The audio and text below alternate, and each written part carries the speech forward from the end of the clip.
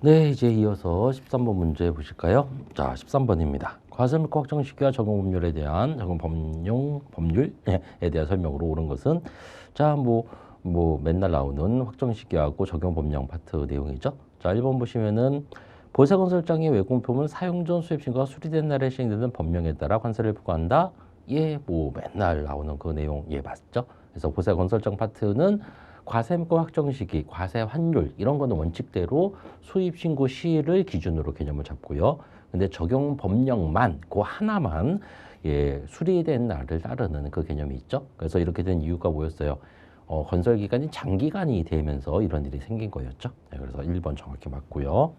다음 2번 보시면 자, 2번은 즉시반출 규정에 대한 개념이네요. 즉시반출 규정의 말 그대로 그 과세물가 확정 시기는 즉시반출 신고했을 때의 손실과수량이죠. 예, 즉시반출 신고 시에는 왜 수입 신고할 때 원칙적인 그 개념을 안 하냐면 즉시반출 규정은 수입 신고를 할 시점이면 이미 물건을 그 화주가 물건을 받아서 이미 사용하고 있을 때라 그랬죠. 예, 그렇기 때문에 이거를 수입 신고 시의 손실과수량, 즉 원칙대로 할 수가 없는 거죠. 그래서 이거는 특별하게 즉시 반출을 신고했을 때의 손실과수량으로 할 수밖에 없다라는 거. 그래서 틀렸죠. 다음 3번 보시면은 자, 이거는 보수 작업이네요. 여러분 보수 작업은 여러분 보호세구역 안에서 하던 밖에서 하던 둘 다 승인 사항입니다. 그렇죠? 네, 그래서 그럼 과세물가 확정 시기 역시도 보수 작업의 승인을 받았을 때 손실과수량이죠. 네, 근데 허가를 받거나 신고한 때 예, 둘 다 틀렸습니다. 그렇죠? 그래서 보수 작업. 근데 요거는 조금 여러분에게 속을 수 있게 보호세구역 밖에서 왜 이렇게 표현을 해놨네요. 그렇죠? 근데 보호세구역 밖에서 하든 안에서 하든 보수작업은 다 승인 대상이죠. 그래서 그것도 꼭 기억하시고요. 다음 3번 보시면 도난 또는 분실된 물품 과세물가 확정 시기는 수입된 때이다? 아니죠. 도난 분실된 할 때는 도난된 때죠. 도난된 때, 분실된 때. 그렇죠? 네, 그래서 쉽게 1번 골라주셔야 되고요. 그다음에 14번 문제 볼까요? 자, 14번 세관정의 허가사항. 이것도 후반부 파트에서 가장 많이 예상하는 문제 중에 하나죠. 그래서 그 세관장의 행정행위. 그리고 특히 이런 거 같은 경우에는 제가 그 마지막 수업에 정리 같은 거, 행정행위 정리도 한번 해드렸고요. 그래서 자, 우선 기억 보시면은 자, 기억은 뭐예요? 보호세구역 외 장치 중에서도 크게 무게 과다로 하는 보호세구역 장치. 그래서 보호세구역 장치 규정이 뭐예요? 그 대상 물건이 수거된 재검사 물품은 우편 물품과 압수 물품이다. 그래서 이렇게 암기하셨죠? 그래서 수는 뭐예요? 수출 신고 수리된 물품, 거는 크기나 중량의 과다, 이걸 거대 이렇게 개념을 잡아드렸죠. 그리고 재는 재기타 부득이한 경우, 검은 검역 물품, 오는 우편 물품, 압은 압수 물품. 그래서 요게 보호세구역 외 그 장치 대상 물품인데 이것 중에서 요것만 허가 대상이라 그랬죠. 요것만.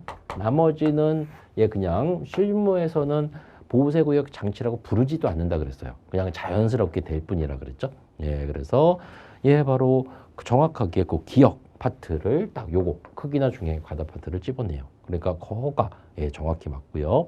다음 2번 보시면 보호세구역에 장치된 물품을 폐기하는 경우, 폐기는 여러분 승인 사항이죠. 네, 그래서 니은 디귿 보호세구역 물품을 반입하거나 반출하려는 경우 이거는 신고 사항이죠. 그래서 그리고 리을 보호세구역에서의 해체 절단 등의 작업 요거는 허가 사항입니다. 그래서 허가는 기억하고 리을이네요. 그렇죠? 그래서 요것도 아주 평이한 문제에 속하죠.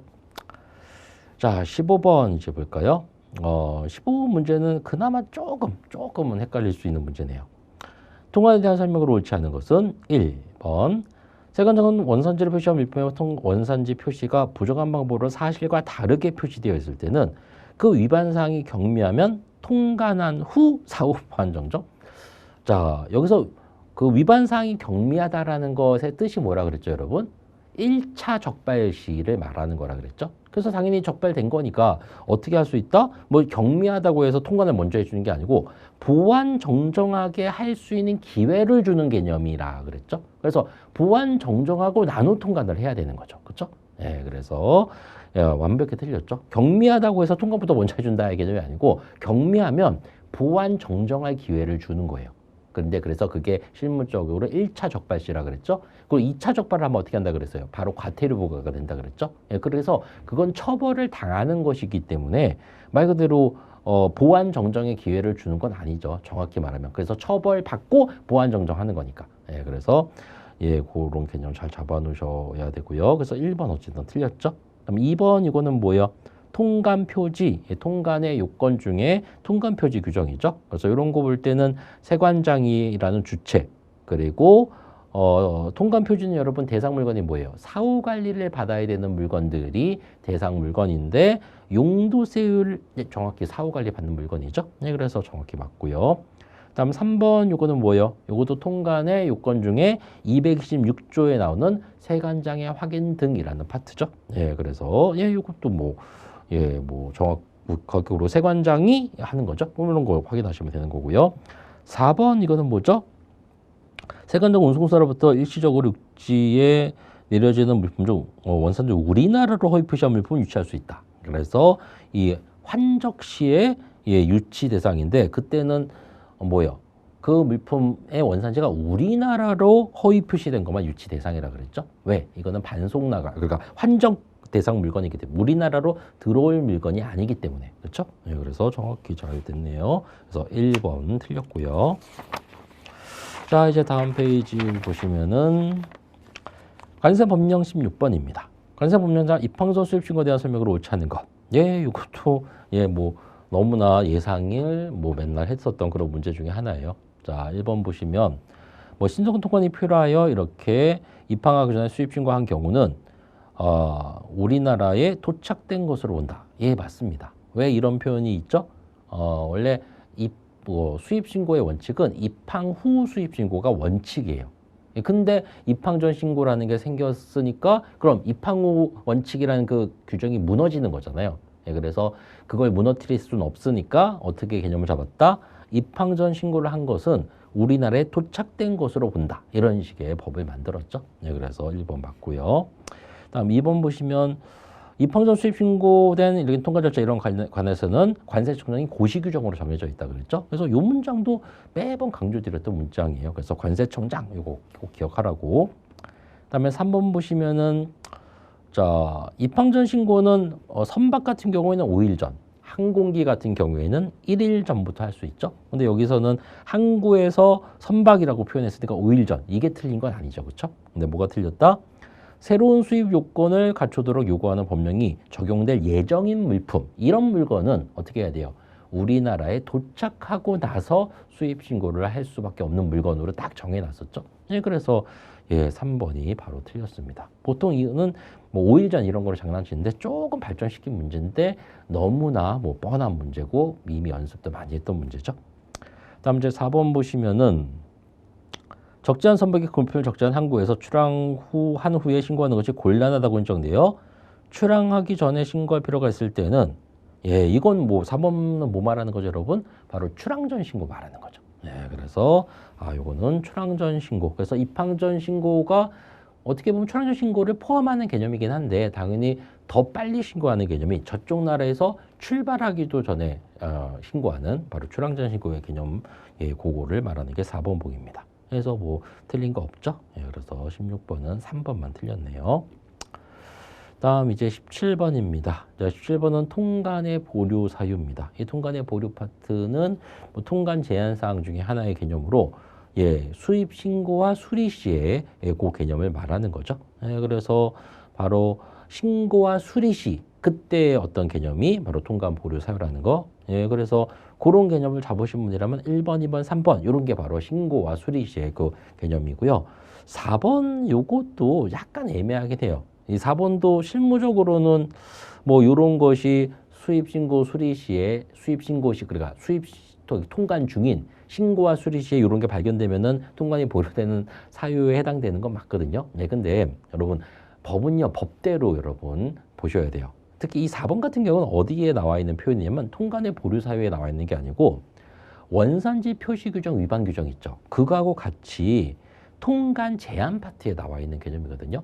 통관 제한도 큰 범주 내에서는 통관의 보류에 해당되긴 합니다만 분명히 법에서는 통관의 보류 파트하고 통관 제한 파트는 나누어 놓고 있기 때문에 여기서든 답을 4번으로 골라주셔야 되는 겁니다. 그래서 품질 등 오인할 수 있는 그거하고 원산지 표시 규정 위반. 이거는 통관 제한 규정으로 묶여져 있구나. 뭐 이런 거 구분을 좀 해놓으시고요. 다음 18번 문제에 뭐 제가 원산지 뭐라 그랬어요? 원산지 다 안 해도 이것만 하라 그랬죠. 소속, 위원수, 위원장, 소속, 위원수, 위원장 요것만 하라 그랬어요. 또 이것도 딱 그 문제죠. 네, 그래서 관세정보위원회는 소속이 어디다? 관세청 소속이고요. 관세체납정리위원회는 세관 소속이죠. 관세품목분류위원회는 관세청 소속이죠. 예, 그럼 관세심사위원회는 자, 감세시험사위원회는 일선세관에도 있고요. 본부세관에도 있고 그 다음에 뭐도 있어요? 관세청에도 있죠. 예, 그래서 여기서 세관, 관세청 둘 다 있는 위원회는 관세심사위원회죠. 예, 그래서 이것도 다시 한번 개념 좀 잡아보시면 관세심사위원회는 뭐라 그랬어요? 일선세관에도 있고 본부세관에도 있고 그리고 관세청에도 있다 그랬죠. 근데 일선세관에 있는 관세심사위원회가 하는 일은 뭐다? 예, 의의신청. 의의신청 같은 게 만약에 들어온다면 심의를 이렇게 하는 거. 근데 본부세관에 있는 관세심사위원회는 여기서도 당연히 그 관할제에서 의의신청, 어떤 화적 의의신청을 하면 그거 심의도 당연히 합니다. 근데 그거하고 요것도 하죠. 과세전 적부심사. 예, 요것도 하는 게 바로 본부세관이나 관세심사위원회죠. 그리고 관세청 같은 경우에는 예, 바로 심사청구.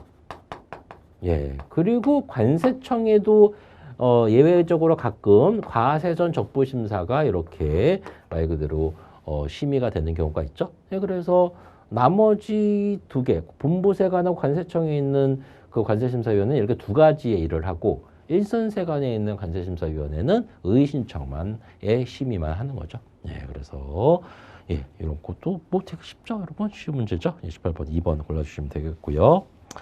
다음에 19번입니다.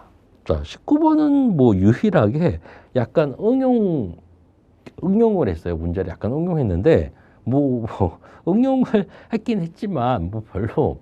그래서 여러분 보통 응용 문제를 다루시면 되게 막 뭐 긴장하시고 어렵게 생각하시는데요. 응용하는 문제가 여러분 훨씬 더 쉽습니다. 뭐 특히 요 응용 문제는 괜히 복잡하게 값 A, B 뭐 이런 거 때문에 좀 혼란스러워 보이지.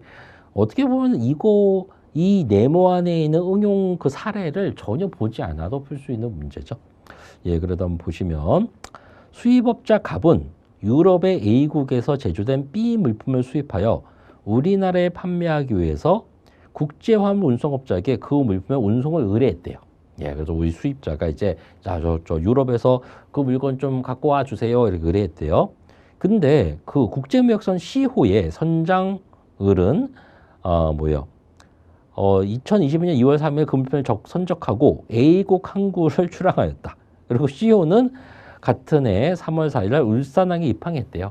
그래서 뭐 내용은 되게 많은데 그걸로 뭐예요? 그냥 저쪽 나라에서 실어갖고 우리나라 왔다. 이 내용이에요. 자, 그럼 거기에 맞게 이제 내용을 보시면 자, 1번 선장을이 이런 거 적재화물 목록에 필요 서류를 첨부하여 C호에 입항 보고를 하는 등 입항 절차를 마치기 전에 하역의 심사를 신청한 경우에는 세관장은 신청에 대해서 허가를 할 수 없다. 자, 우선 요거는 뭐하고 관련된 어떤 내용들이냐면요. 우선 배가 이렇게 오면은 선장은 우리나라 세관청에 뭘 해야 된다? 입항 보고를 해야 됩니다. 입항 보고 기억나시죠? 사람 2개, 물건 3개. 그래서 사람 2개는 여객 명부, 승무원 명부, 물건 3개는 뭐예요? 선박용품 목록, 그 다음에 뭐 적하 목록, 그 다음에 승무원 휴대폰 목록 이렇게를 보고하는 거죠. 그래서 그런 게 입항 절차예요. 그래서 원칙은 입항 절차가 끝나고 나서 뭘 해야 된다? 하선을 그래서 하선 신고, 그래서 하선을 하겠습니다라고 신고하는 게 원칙인데 예외적으로 입항 절차를 마치지 않았는데도 하역을 할 수 있긴 하죠. 근데 그럴 때는 뭘 받아야 된다? 허가를 신청해서 허가를 받으면 되는 거예요.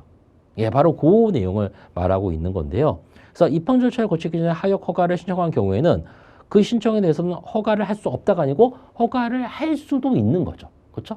그래서 이게 틀린 거예요. 그래서 별거 아닌 건데 이거를 이렇게 응용하는 식으로 뭐 사례 이런 식으로 하다 보니까 여러분이 조금 혼란스러웠을 수도 있는데 뭐 이런 것들은 뭐 몇 개 문제를 풀면서 연습해 보시면 별거 아니라는 걸 알 수 있어요. 그래서 1번 바로 틀렸고요. 그래서 허가를 할 수 없다가 아니고 허가를 할 수도 있다. 이렇게 해야지 맞죠. 다음에 이제 2번 보시면 국제무역선의 시효가 만약에 울산항을 출항한다면 선장을은 출항하기 전에 세관장에 출항 허가를 받아야 된다. 예, 출항은 예 허가사항 맞잖아요. 그러니까 2번은 틀린 게 아니죠. 맞죠? 다음 3번 보시면 화주갑은 수입신고를 하려는 B 물품에 대해서 수입신고하기 전에 관세청장이 정하는 바에 따라 확인을 할 수 있다. 예, 바로 수입 화주는 보세구역에 물건이 있을 때 수입신고하기 전에 물건 확인이 가능합니다. 다음에 이제 4번 B 물품이 관세를 정하는 보세구역에 반입되어 수입신고가 수리된 경우 이렇게 연장 승인을 받지 않았다면 수리로부터 15일 안에 그 물품을 보세구역으로부터 반출해야 된다. 그래서 이거는 보세구역 통치 규정에 있는 규정이죠. 예, 그래서 뭐 수입신고 수리 물품 15일 이내 반출 의무 규정 바로 그 내용이에요. 그래서 이 19번 문제는 운송수단 파트도 들어가 있고 그리고 보세구역 파트도 들어가 있고요. 통관 파트도 들어가 있고 좀 이렇게 복합적으로 내려고 노력을 그나마 하신 거예요. 뭐 문제를 이렇게 만드는 게 여러분 쉬운 게 아니거든요. 문제를 뭐 이렇게 만든 건 되게 잘하시고 좋으시고 좋은 문제예요, 여러분. 근데 여러분이 풀기에는 그렇게 어렵진 않았다. 결론은 그겁니다. 예, 그래서 특히 4번 같은 보기는요. 수리일로부터 15일 이내 이런 걸로도 장난칠 수 있지만 뭐도 조심하셔야 되죠. 관세청장이 정하는 보세구역에 반입돼요. 이런 표현이 정확해야죠. 모든 보세구역에 수입신고 수리일로부터 15일 이내 반출 의무가 적용되는 게 아니고 관세청장이 정하는 보세구역에만 해당이 되는 거죠. 네, 그래서 뭐 그런 거 다시 한번 체크하시면서 19번 문제 보시고요. 자, 이제 마지막 문제입니다. 20번이죠. 관세 법령상 심사 심판에 대한 설명으로 옳지 않은 것은 예, 그래서 우선 1번 감사원법에 따라 심사청구를 한 처분이나 이런 처분으로 부당한 처분을 받거나 필요한 처분을 받지 못하여 이익의 침해를 이런 걸 당한 사람은 처분의 취소 또는 변경을 청구하거나 필요한 처분을 할 수 없다. 예, 그래서 뭐야?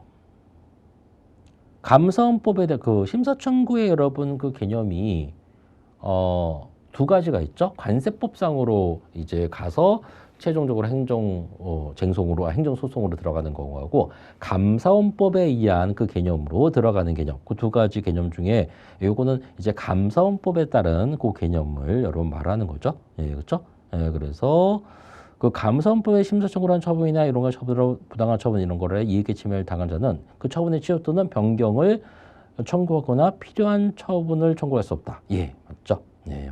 다음에 이제 2번 보시면은 관세청장은 심사청구의 내용이나 절차가 적합하지 아니하지만 보정할 수 있다고 인정된다면 20일. 그래서 예, 관세법에 있는 뭐 대부분의 보정은 보정 기간이 20일이죠. 이 보정 기간이 다른 게 하나 있죠. 예, 바로 그건 뭐다? 그 가세 가격 결정 방법 사전 심사일 때 그 특수 관계자에 관련된 경우에만 보정 기간이 30일이죠. 그거를 제외한 관세법에 있는 모든 보정 기간은 20일로 통일돼 있습니다. 예, 그래서 2번 20일이란 기간 정확히 표현 맞고요. 그리고 보정할 사항이 경미하다면 직권 보정이 가능하다. 예, 이것도 맞는 내용이죠. 다음에 이제 3번 보시면 심사 청구는 이런 걸 적어서 처분을 하였거나 하여야 하는 세관장을 거쳐서 관세청장이 해야 된다. 이게 바로 심사 청구의 청구 절차죠. 예, 그래서 서류의 어떤 이동이 심사 청구한다고 해서 심사 청구는 아니고 관세청장이 한 거 맞는데 그래도 서류의 이동은 세관 거쳐서 관세청장. 이거와 마찬가지로 심판 청구. 말 그대로 심판 청구 같은 경우 조세심판위원회에 하는 심판 청구도 서류의 전달이 어떻게 돼야 된다? 세관 거쳐서 관세청 거쳐서 예, 그리고 조세심판으로 가야 된다는 거. 예, 그 내용이죠. 그래서 3번도 맞습니다. 다음 이제 4번 보시면 이거는 대리인 파트 말하는 거네요. 그렇죠? 자, 그 심사 심판에서의 대리인 파트. 청구인부터 볼까요? 청구인이 세 가지로 여러분 나눠지는 거죠. 첫 번째 청구인은 뭐죠? 우선 당사자. 납세 의무자로 따지면 원칙적인 납세 의무자가 되는 거죠. 그다음에 두 번째는 뭐예요? 이해관계인. 그래서 납세 의무자로 따지면은 납세 의무 확장 개념의 납세 의무자가 되는 거고요. 그다음에 세 번째는 대리인이 되는 거죠. 예, 그래서 이 문제는 이제 대리인과 관련된 문제네요. 그렇죠? 그래서 원래 대리인은 원칙적으로는 관세사 또는 변호사가 됩니다만 말 그대로 뭐 소액 같은 것을 이렇게 대리하는데 관세사 변호사 쓰면 괜히 비용이 너무 많이 나가니까 소액이거나 너무나 단순한 어떤 쟁송 같은 거의 청구인은 그냥 배우자 또는 친척이 해도 된다. 예, 이런 식으로 이제 새로 추가적인 대리인 법규가 예전에 만들어졌었죠. 예, 근데 요런 분들, 배우자나 친척 이런 분들은 어떤 법률적 지식이 전혀 없으니까 어떤 소액까지는 인정해 주겠는데 소액이 아니면은 예, 그러면은 안 된다. 소액 이렇게 일정 금액 이하까지만 인정해 주겠다. 그때만 이렇게 대리인으로 인정을 해주겠다. 이런 법규죠. 근데 그 기준이 얼마다? 예, 바로 3천만 원이죠. 그래서 4천만 원인 경우에는 이런 어떤 비전문가 이런 사람들을 대리인으로 선임할 수 없는 거죠. 예, 그래서 쉽게 4번이 틀렸습니다. 그래서 쉽게 이건 체크할 수 있죠. 뭐 좀 정확히 한다면 이게 만약에 3천만 원인 경우에는 이래도 여러분 틀려요, 여러분. 왜냐하면 3천만 원 미만까지만 인정이 되는 거거든요. 그러니까 3천만 원부터는 안 되는 거예요. 예전에 그런 문제도 한번 7급에서 나왔었는데 이거는 오히려 국어에 비하면 너무 쉬운 문제죠. 예, 그래서 4번이 틀렸습니다. 예, 이걸로 20문제, 국어 20문제 다 살펴봤는데요, 여러분. 예, 여러분도 이제 보시면 아시겠죠? 뭐 되게 문제가 평이했어요. 예, 그래서 뭐 거의 조금 어느 정도 하신 분은 다 100점 뭐 만점을 받을 수 있는 뭐 그런 식의 문제입니다, 여러분. 예, 이런 것들은 만약에 지금 이걸로 시험을 잘 보셨다, 그럼 이제 합격하셨으니까 잘 된 거고, 이제서야 이제 관세법을 이제 관세직을 마음을 정해서 이제 관세법 공부를 하려고 했던, 또는 조금 예전에 했었는데 이제 다시 이제 준비하시려고 했던 이런 분들은 뭐 요 정도 요즘 어떻게 보면 이게 그 첫 번째 첫 번째 어떤 그 필수 과목의 개념인데 이 정도면 수준이 괜찮네. 그리고 충분히 이게 100점 맞을 수 있는 그런 파트구나. 뭐 이런 거를 생각하시는 요소를 잡으시면 될 거예요. 근데 이제 제 생각은 이번에 첫 번째 어떤 필수 과목으로 지정된 이후에 말 그대로 조금 문제가 이제 쉬웠지만 앞으로는 그렇게 되지는 않을 거예요. 예, 그래서 보통 항상 옛날부터의 규칙은 뭐였죠? 한 두세 문제 정도는 진짜 어려운 문제. 뭐 이런 문제로 나오는 게 일반적인 특징인 그 개념으로 아마 변할 것 같습니다. 어쨌든 이번 시험 문제는 되게 평이했고요. 뭐 이거 시험을 보신 분이라면 진짜 수고 많이 하셨고 우선은 푹 쉬시기 바랍니다. 예, 그럼 관세법 말 그대로 기출 강의 여기서 마치겠습니다.